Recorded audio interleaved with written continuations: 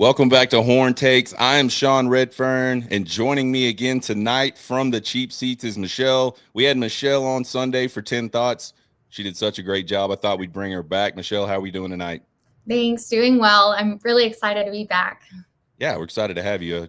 For real, you did a great job. So Thank you. I'm excited. Hope maybe we can keep it rolling. I found some guys in baseball season that we did a couple shows, and I said, man, let's just keep doing this. So we ended up doing it all baseball season. So, and we'll actually be covering some of the fall baseball a little later this month. Oh, So we're excited about that.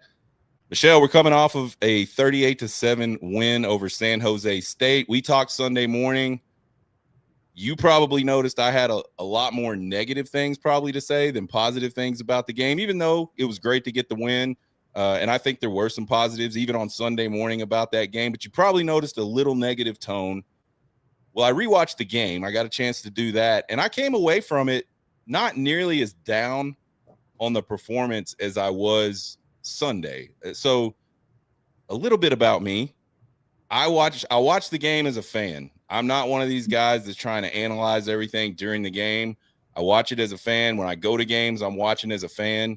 I'll notice some things because I just played football for a long time, and I'll notice things sometimes. But I'm not like trying to analyze every little thing. And so my usually 10 thoughts on Sunday morning is pretty emotional. It's not really very analytical, let's say. And so then I'll go back and watch it. And I used to do multiple shows during the week. And Monday was always like, hey, this is a reset. Here's what I thought I saw, but I didn't see, and here's why I was wrong, and all that type of stuff. So I think we'll kind of do a little bit of that before we jump into UTEP this weekend. I don't know, Michelle. I saw a lot of stuff that I felt like was not good, but it's correctable things. Like I saw a lot of instances where we missed backside blocks that got us short yardage gains on runs that could have been a lot longer runs. Obviously, we had some drops. We had some situations where guys just didn't know who to block. They were confused. And I think those mental errors like that are things that you can fix as a coach. Leg drive on blocks, especially as we got later in the game. The guys were making contact on their blocks, but they weren't driving their legs. I think that's a conditioning thing. Probably it's just it's something that's very coachable for sure. And so I came away from the game Sunday morning just really kind of, I wouldn't say down, but just kind of like, that's not really what I expected. Having rewatched it, I think this team is a lot better than what they probably looked like on Sunday. I like the running game in the power schemes a lot better than I do the sort of zone blocking schemes. I think the 5 offensive linemen on this team, especially when you throw Neto Umeozulu in there at left guard, really big, really powerful guys. So I think that's something that I would like to see Steve Sarkisian tap into. I thought the pass blocking was really, really good the most of the game. The only time it was ever not good when they got confused and guys just running free, basically. So, I come away from it a little bit higher than I was, and I'm interested to see how this team reacts to sort of some of those negative things, because we even heard Steve Sarkisian talk about it in the press conference. Like, I'm gonna have to get in these guys' butts, and you even alluded to it on Sunday. Like, I think this is the kind of week where he can do that. You don't want to do that after Ohio State, but this is the time to do it. Give us your thoughts on that. I totally agree. And some of the players, even in their media availability, talked about they had to do a lot of running at practice, which is great. I also don't know if you caught how Sark, he really publicly sort of called out Colin Simmons and his penalties and said he's got 5. He's leading the country in that. I don't know if that's what he thought he'd be leading the country in. It was really a public call out of, hey, man, time to lock in. And so I love to see it. I mean, I think it's going to fire everybody up.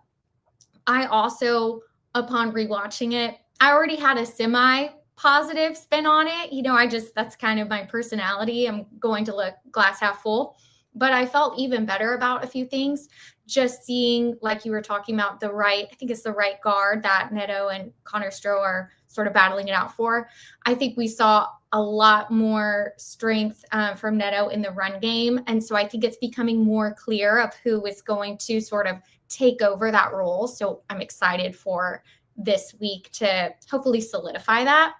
What else was it that I really liked? You know, I loved the tight end room. Like we had 4 different tight ends have a reception, which is crazy. And it was from Arch Manning. It wasn't just, backup tight ends coming in with Matthew Caldwell at the end of the game. It was Arch Manning, QB1. All 4 of them had targets. We all know about Jack Andrews, but the 2 freshmen, Townsend and Winston, also had receptions. Jordan Washington had a reception.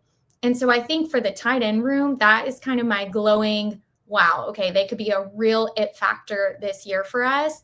And I don't know that people were really anticipating that. Maybe people expected it with Jack injuries, but with more and more of them coming on, I mean, that's huge. Yeah, I think that's a great point. I think the last 2 seasons, we really had one guy. Even though we had Gunnar Helm 2 seasons ago, at that point in his career, we didn't really know he was as good of an offensive player from a catching, from a receiving perspective, because we just haven't seen it. We saw like glimpses of it in small chunks, but we didn't know if he was like a guy that could turn into the guy he turned into last year.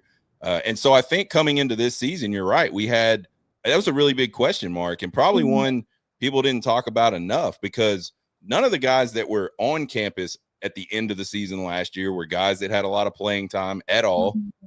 And then we bring in a guy that, he had a great year where he was at, but you never know the difference in competition. You never know exactly what that's going to look like. So I think for that group to come out and perform the way they did, from a receiving perspective, was outstanding. I think there's still some improvement on the blocking side of it.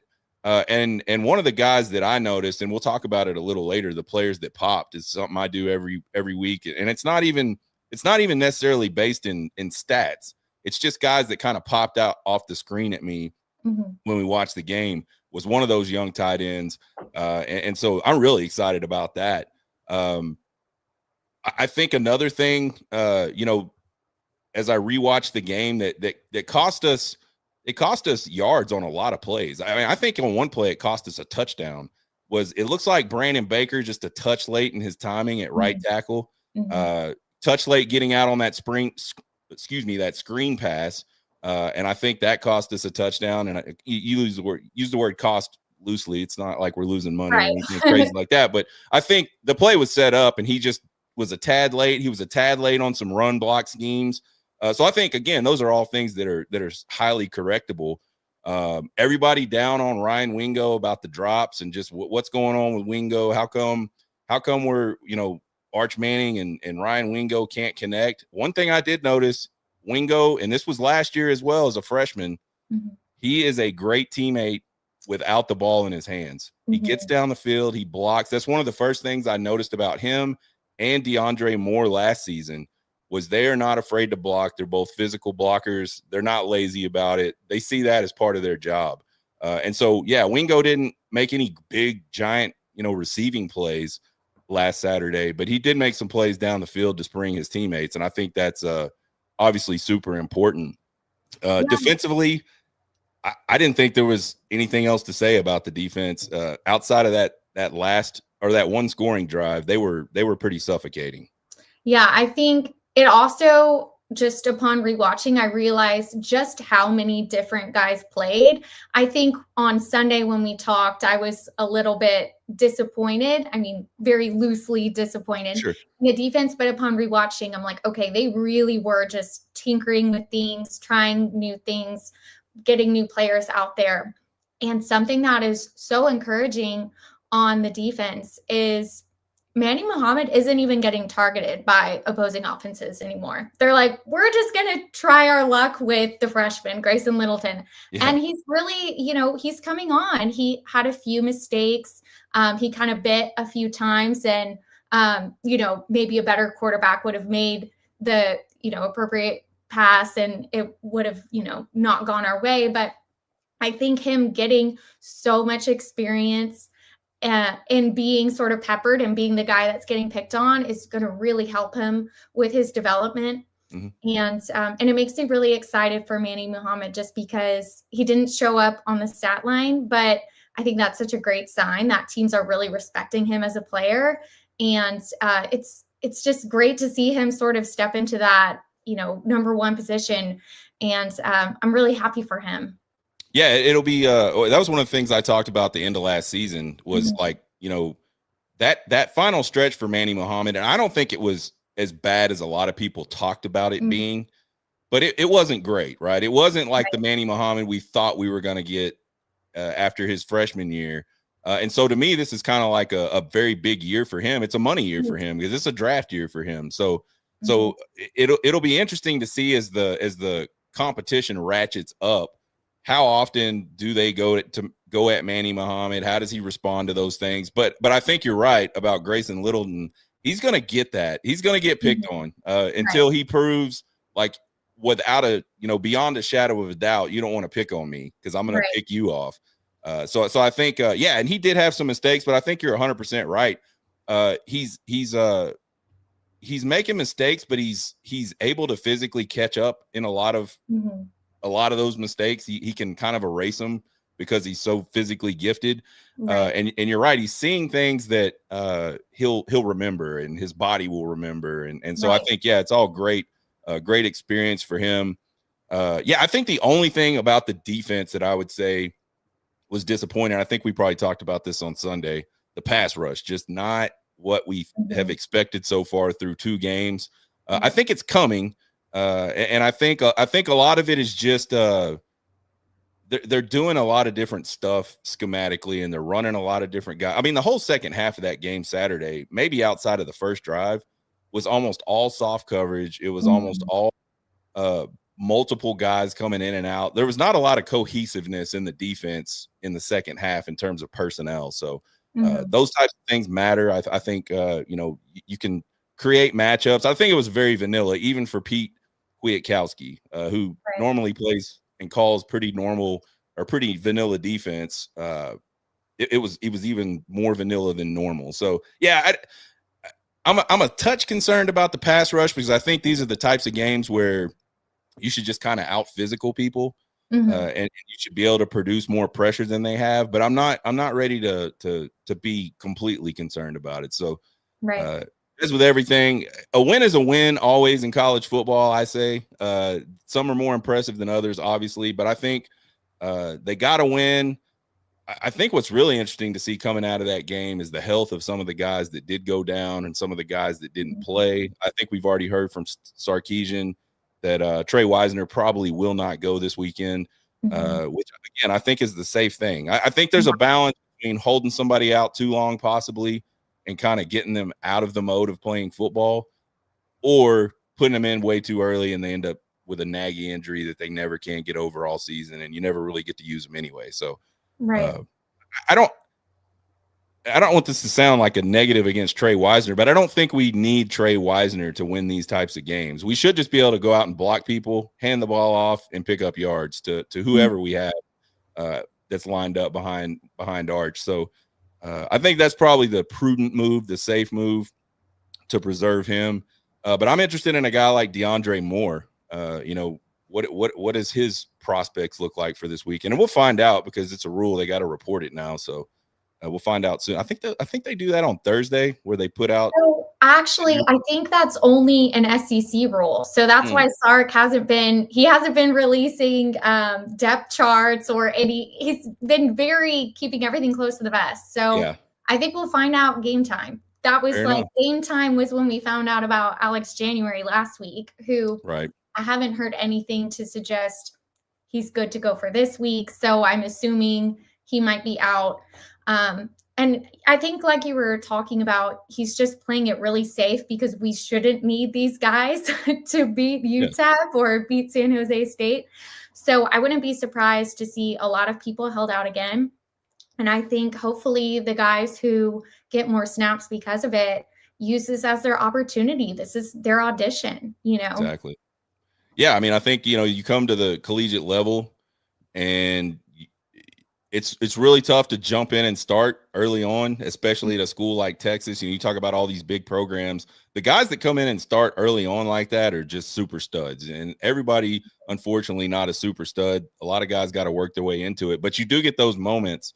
I think it's important that you execute and you play well in those moments. And hopefully we'll start to see that. I really really hated to see Jarrett Gibson get his chance and kind of he ran really well, but then he had the fumble late. Yeah, and that's rough because that's been a thing that it's kind of been a hanging around his neck for a while. Is the albatross on the neck is the fumble. So we'll have to see. Hopefully, I hope he gets some more opportunities because I think he's a really good back. I think, honestly, Trey Wisner being held out, he's going to be forced to get more opportunities, whether Sark wants to give it to him or not. So I'm almost like, please rest Trey Wisner so we can see more Jarrett Gibson because, I mean, I obviously have never played football, right? But I would assume the way to get over the fumble bug is you just have to get more reps. You have to get that muscle memory of protecting the ball in live game reps. So I hope he gets another opportunity and, can let it rip because he looked great when he was going. He's looked like our most explosive running back, honestly. Yeah, I think so. Yeah, and I remember last year he got some carries against Michigan, and that's what I thought. I had to go. I was like, who is that? And I had to go look it up because I wasn't exactly sure who he was. And yeah, he to me he flashed a lot. He flashed a lot more on a college football field than he did in his high school film to me, because I watched his high school film and I was like, he's a good back, but I don't think he's probably the best back in the country. But then I saw him on the field in college and I was like, man, this dude really is explosive. He's got good lean. He's got good power. So yeah, I hope and I think the fumble thing is a mental thing. I don't even, it's not a physical thing whatsoever. It's just you have to kind of feel when it's time to protect the football and not try to get that extra yard sometimes. It's really just he's probably not used to people coming at him from behind that often. And so when it happens, he gets taken by surprise. But anyway, San Jose State game, we'll put it to bed. Let's do, we'll almost put it to bed. Let's do players that popped. And these are guys that we'll do offense and defense. I'll give you mine. And if you've got some, you can throw yours out there as well. Obviously, the no-brainer one is Parker Livingston. He's done it 2 weeks in a row. He's got touchdowns in games. The SEC Freshman of the Week. I thought we talked about it on Sunday. That touchdown really kind of sparked the team, and we saw about a 5-minute period where the team was just absolutely, completely into the game. And I think that's really the only 5-minute period in the whole game where they were actually present, fully present.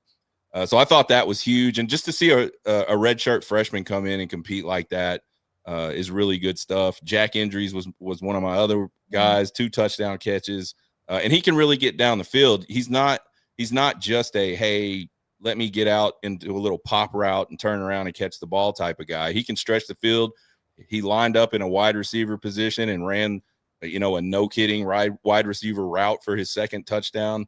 And he caught a touchdown from the tight end position. So he's a very versatile player. You can put him in a lot of different spots.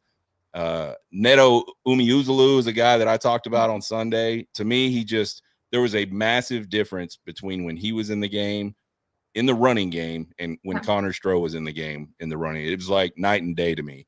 And I tried to pay attention to that when I rewatched because I thought, well, maybe it's just a coincidence. I don't think it's a coincidence. I think he's just a better run blocker.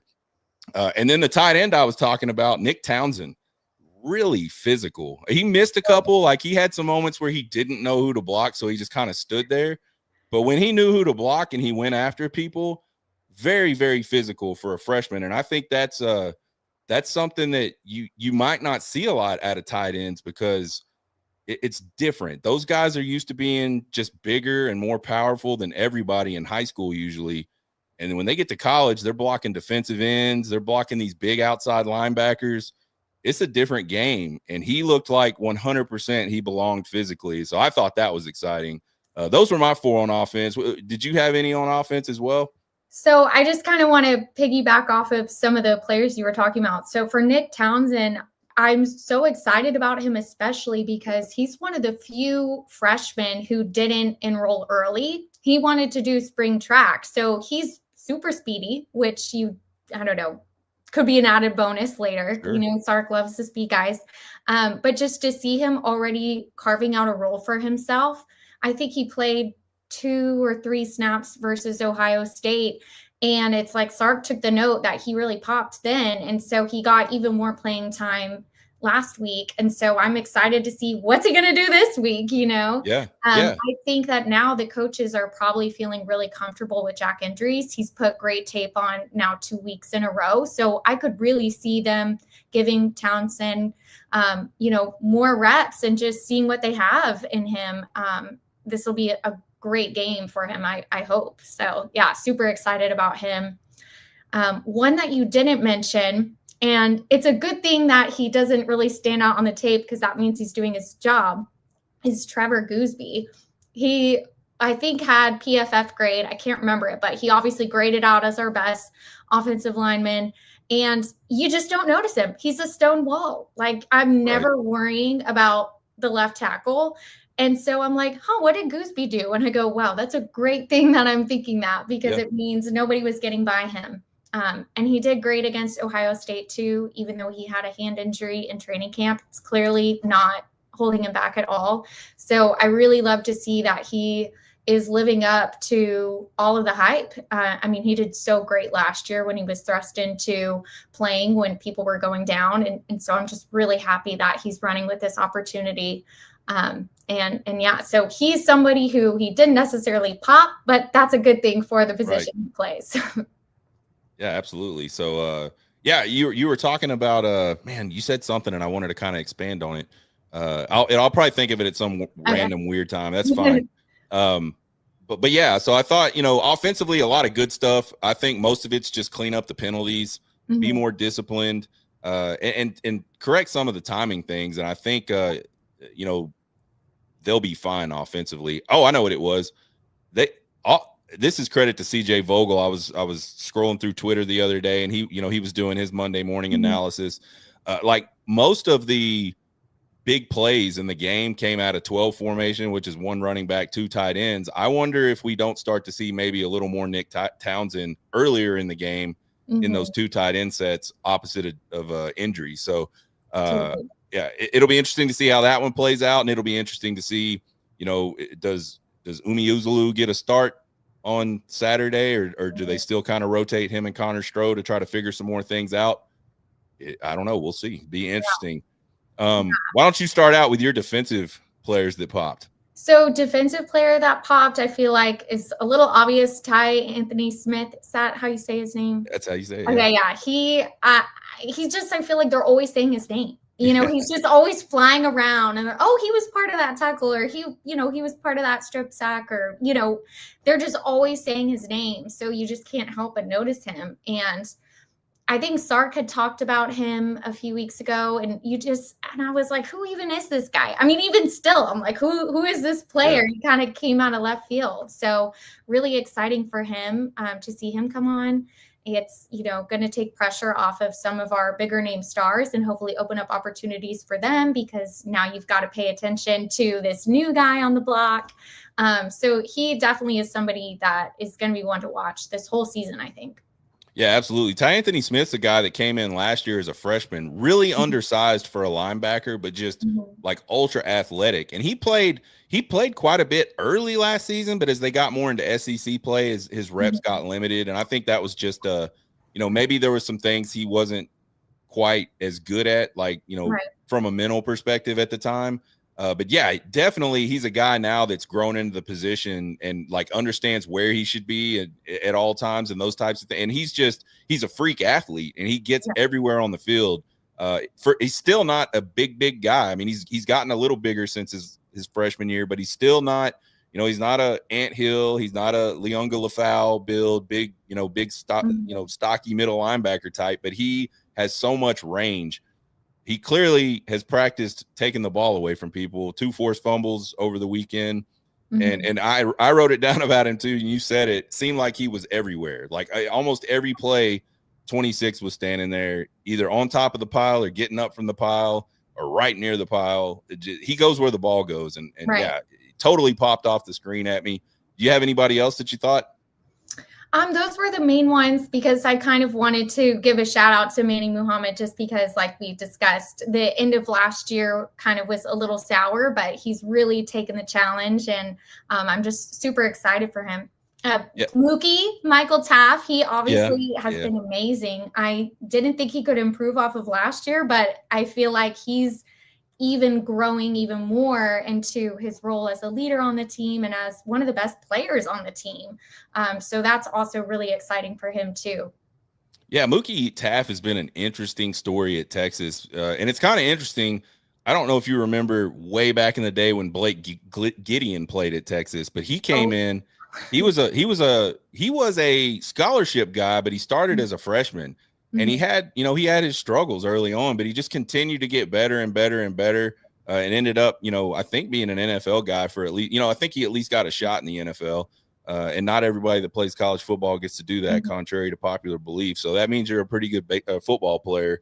And it's Taft kind of almost the same thing, except he was a walk on. He shows up, they got to play him, and he struggled. He made good plays, but then he had like these struggles, and he's just gotten better and better every year. And last year, mhm, really big year for him.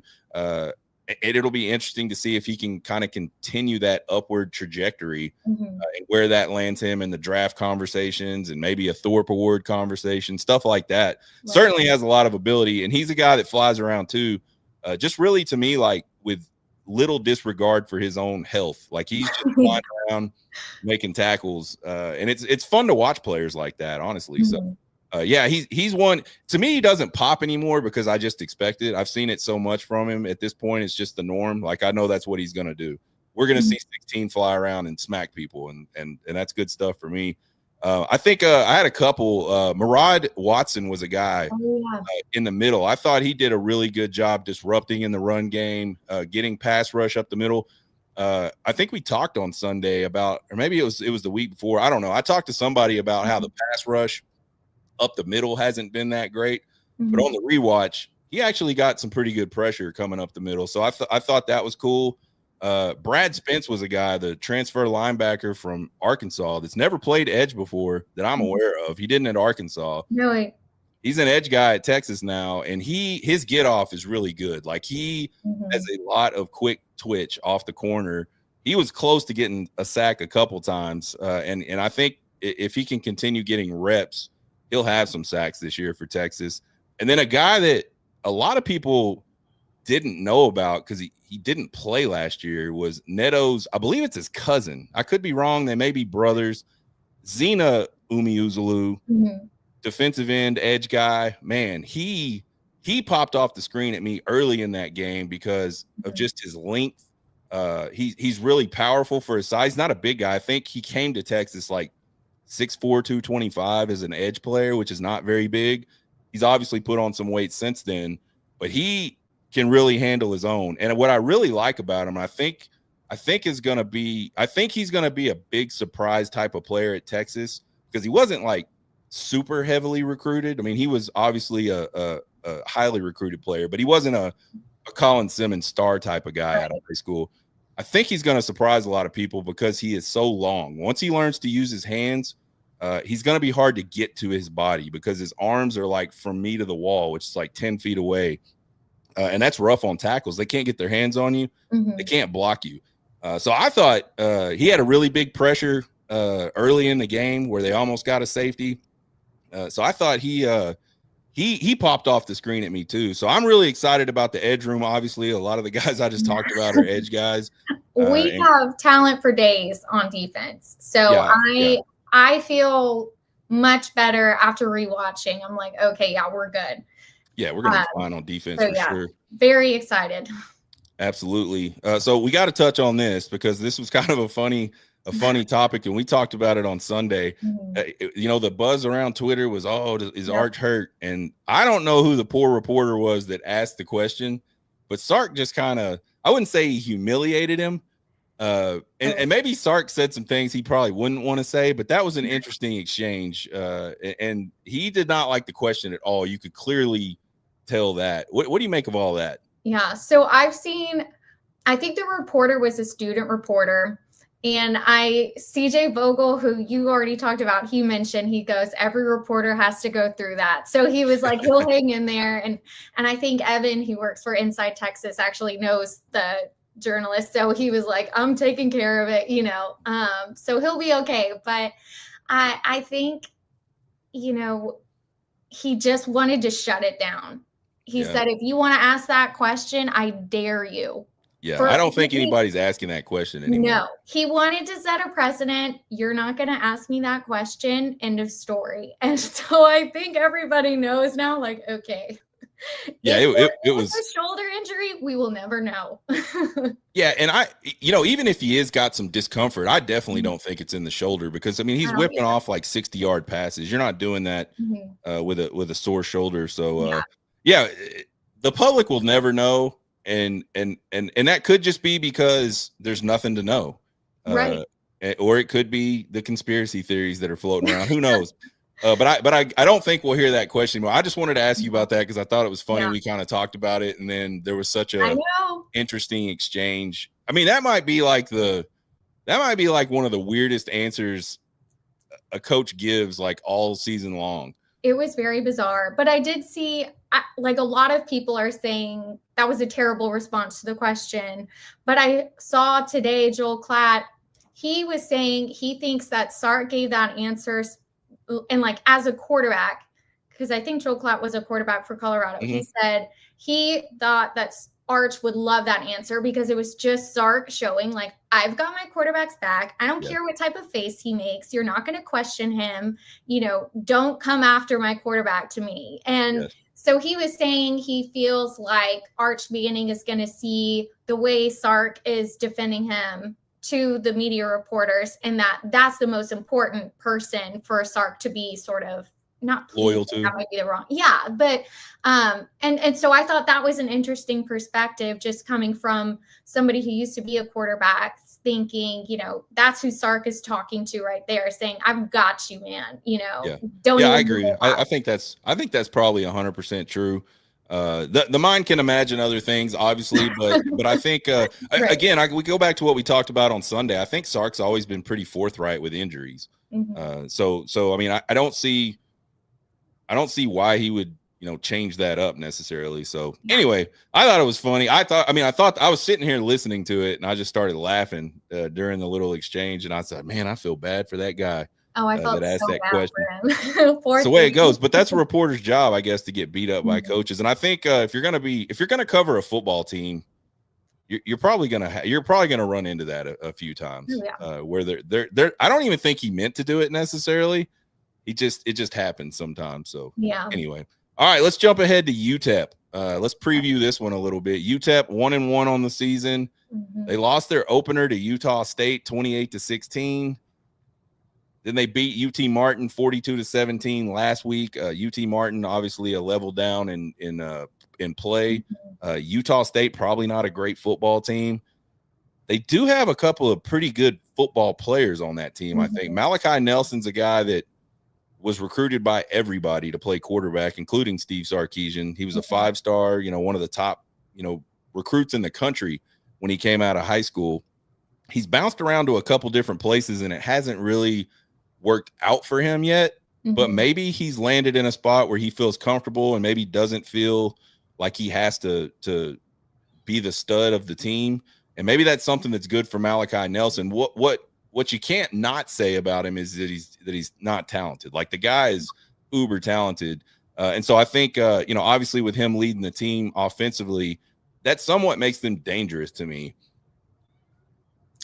Yeah, I agree. The fact that Steve Sarkisian recruited him says a lot about him, and I think his first team was USC, and then he went to Boise, and then, now he's at UTEP. But I think he's going to go into Texas and have a chip on his shoulder, For a lot of these guys on these teams, it was probably their dream to play for a school like UT. So anytime a team is coming into our stadium, I'm like, don't underestimate them at all, because they're going to bring their A game. This is his chance on a national stage too, to show NFL scouts, hey, look at me. I know I've bounced around, but this is like his audition tape. If he ever wants to have a future, whether it's the UFL or, Arena League, whatever, this is his moment. And so I could really see him stepping up his play in this game. I was listening to Nash. He kind of does a pregame analysis, and they were talking about how sometimes his body language seems a little bit like he doesn't really care to be there. He's above this. But I could really see him coming into this game and thinking, hey, this is my time. This is my chance to put some good film out there. So I would expect a totally different person than who played week 1 or even last week. He had a good game last week, but I could just really see him being dialed in and ready to prove himself. So do not underestimate him at all.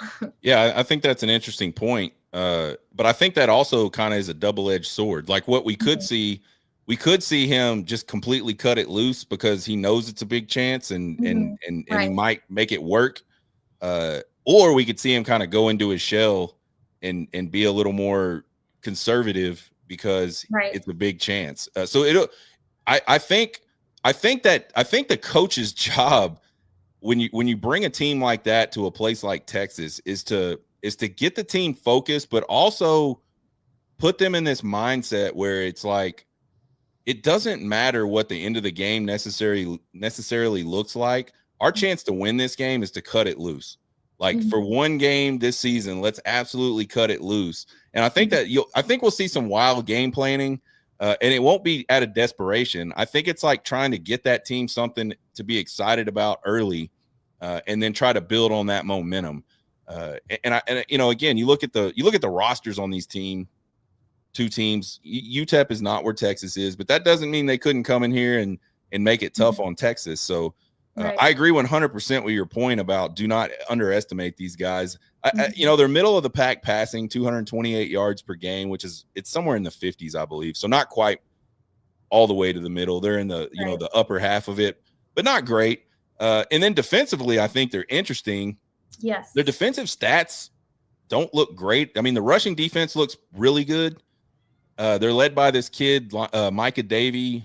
He's got 22 tackles through 2 games. He was a guy that was at McNeese State for the beginning of his career and transfers in. He had like 155 tackles last year at McNeese. So he obviously gets around and makes plays. But one thing is I was kind of digging in on the stats on these two teams. They have 10 sacks through 2 games. Yes, that was something Sark brought up at his press conference. So I think it's going to be a great challenge, honestly, for our offensive line. We should dominate them. Sure, they have 10 sacks, but our offensive line needs to dominate them. I think last week, for all the reasons we discussed on Sunday, our guys didn't necessarily show up with that right mentality. But I think this week, after a tough week of practice and hearing over and over again what the mindset needs to be, what the standard is, I want to see 0 sacks for Arch. I want it to be 0. None. Yeah, I think Sark was talking to his team through the media, and we saw. I have always said this about Nick Saban. That is one thing he was an absolute master at, was talking to his team without talking to his team. And surely Sark picked up some of that with his time with Nick Saban. And I think, him mentioning that he's mentioning it, giving respect to the opponent, but he's also he's challenging that offensive line. This isn't a punk team. They've got 10 sacks through 2 games. If you let them, they'll have some more sacks. We don't want that, obviously. So I will be interested to see how the offensive line responds to that and what they can do in pass protection as well. But again, you look at this team and, if Texas shows up, it's a game that Texas should win easily. And we'll talk about that in a little. Let's go to it right now. Keys to victory for you. What do you think? And it can be as many as you think you need. Okay, so keys to victory, I think we've got to sustain drives. Our running game has got to improve. And that starts with the offensive line run blocking. So that's why Guy Neto, we've talked about him all show long. Really want to see him in there and see what we can do. Want to see more explosive running plays. Want to see Arch Manning run a little bit more. Every time he runs, I think he has our most yards per carry average of the whole team. He does. Yeah. So let's run a little bit more so that we can get more sustained drives. You talked a lot about how that just really helps open everything up. So I want to see running the ball, having a good opening drive, few penalties. I know there will probably be some just because we're going to be playing a lot of young guys, but we really need to minimize our own mistakes. And I want to see a wide receiver emerge that isn't Parker Livingston. It's crucial, whether that's Wingo, whether that's Lockett. I would love to see some more Khalid Lockett and some of the young guys get an opportunity. We need to see another wide receiver threat emerge. And I think that's going to be huge just for how the team feels going into next week and then SEC play. So those to me are the keys, at least on offense for the game. In terms of defense, I think we have to get a pass rush to the quarterback. If we can get in this guy's head, then he's going to go from 5 stars to 1 star real quick and just want to go home. We need to demoralize him. We haven't demoralized anybody this season. And I want to see that, because last season we were always demoralizing teams. Like they just wanted to go home because I think that's the missing piece on defense. We had an opportunity, I thought, in week 1 to really get after a guy that was making his first start, didn't have a ton of experience, and we just couldn't get to him.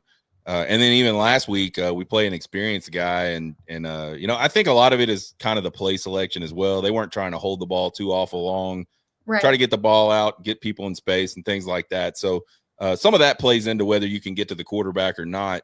But certainly we have not done it with the consistency that I think most Texas fans thought we would headed into the season. I look at the keys to this game, and I think to myself, and I'll say it, you'll probably hate it. Everybody will hate it. I don't see very much way that Texas loses this game unless they just absolutely beat themselves. Like they're going to have to just have a complete meltdown to lose this game. I agree. I do. But I tend to respect the opponent, though. But I agree with you. Well, I'm not disrespecting them. I just think, like, you look at the rosters. I just don't see if Texas shows up. I just don't see much damage UTEP can do to this Texas team. But I think what's important is that we start to see some improvement in the areas where we've been really bad so far this season. So for me, it's like I want to see the team come in and start fast. I want to see the team with their hair on fire from the opening kickoff, at least through halftime. And, if it scores 41-0 at halftime, please, if the score is 41-0 at halftime, then I think you start playing different guys, the game looks different. But let's bury somebody, like you said. Let's demoralize somebody, and let's do it from the very beginning. We got to eliminate the penalties, because 12 penalties in an SEC game, you're probably losing that game. You're not going to be able to get away with 12 penalties for over 100 yards in many games the rest of the season, because if you think about it, we're winding down on, like, let's get right time. Everybody talked about it after Ohio State. All right, we've got 3 games. Let's go get right. We're a third into that, and we'll be 2/3 into that after Saturday. And you got one more get right game. So now I thought we would start quicker getting right. We really didn't. And so that's what I want to see this team do from a discipline perspective. I think the offense has got to be better on 3rd down. I want to see that. And I think we've got to be better in the red zone. Those are 2 areas offensively where we have struggled. Well, really red zone for a couple of years now. Yeah. 3rd down offense was good last year, but this year it has not been good at all. And so I think those are the 4 areas where, and again, it's not to win this game necessarily, but you got to start getting into the habit of doing those things. So when you start playing better teams, you can win those games. And so those are the things for me when we talk about keys to victory. All right, we're headed into the game. The kickoff is 3:15 p.m. on the SEC network. The weather, Michelle, looks hot. I think it's supposed to be like 95 degrees on Saturday, sunny. It's Austin, Texas, so it's definitely going to be humid. The field, I bet the field is going to be 125 degrees, which I don't think is an advantage to either team. I don't think the heat is going to affect one team worse than the other. Those guys are from El Paso. It gets hot in El Paso. Texas, a 41.5-point favorite in this game. We talked Sunday about the whole point spread thing. Did you get any stats on a team that misses the spread, how they do the next week? So I did not get my juicy stat. Stucky doesn't post those until Thursday. So fair enough. So I don't have a juicy stat for you. I do, however, I don't think we covered the spread. I just feel like the goal of this game is to get the starters out as soon as possible, because we're so far ahead, and that doesn't trend well for covering. I actually have, so I was watching Chance Mock. He has a little YouTube show called The Outsiders, and he shared a little story that the early 2000s teams, the starters would have almost a game and a competition of how quickly can we be pulled so that the backups can come in when they were playing games like this. So I really want our starters out. And so to me, I don't think we cover. I think the final score will be like 48-10. I think that UTEP maybe scores when our backup defenders are in. But I think the offense starts clicking, starts gelling. And, I think it's going to overall, a lot of those things you were talking about for the keys to victory about third down, a lot of those things get better when the run game is improved, when the penalties are improved, because a huge problem was the fact that we were in like third and long situations, so almost every third down. So either prevent third down altogether or just make it manageable. Right. But yeah, that's kind of what I think, how this game is going to play out. Sark also touched on how some of the players in his presser, some of the players were saying, oh, why didn't this player get more snaps? He goes, well, play better, and he will. Exactly. Essentially challenging the starters to, like, if you put good film out there, I'll pull you from the game and put them in, but I'm not going to do that until you show me you've got it. So yeah, thought that was interesting. Another little media game he's playing with the team. Yeah, exactly. Yeah, I kind of see another slow start. I think for whatever reason, I think for whatever reason, this is. I mean, if you look back at football games for Texas Longhorns under Sark in these types of games where you would think they would come out just like gangbusters, they just don't. And I don't know that that's like I don't know what it is. I love Sark, so I'm hesitant to say like it's a Sark problem. I don't know that it's a Sark problem, but a lot of times they just don't come out ready. And I think I if they do, I'll be like completely pleasantly surprised. And I'll say if they come out on fire, like they got a chance to cover. But I just don't feel like they will. I think it's going to kind of be another slow start, but I think we'll see a lot of big plays offensively and a lot of big plays defensively out of this Texas team. They're going to put up points. I don't think they cover either. And I think my score prediction is like 41-10. I agree with you about the late scores by UTEP. I think maybe they get a field goal before half or something like that, but I don't think they're going to be able to consistently move the football until later in the game when we start seeing more, the younger guys, the less experienced guys playing. So that's what I have. I got 41-10. Yeah. Don't take it to the bank because I'm not responsible for your betting. I know. Don't trust me. I just read my little Action Network articles. That's all I've got going for me. So So all right. Well, that's the show for this week. Michelle, again, appreciate you being here. Always insightful. You have some really good takes, in my opinion. You like have a different perspective on things, and that's what I like. And I think that's probably what anybody can get on here and say the same things. I think you've got some unique perspectives on things. So thanks for joining us, Michelle. Thanks everybody that was watching tonight. You guys have a good rest of your week, and let's get ready to go beat those UTEP Miners on Saturday. Y'all get hooked. Hook 'em.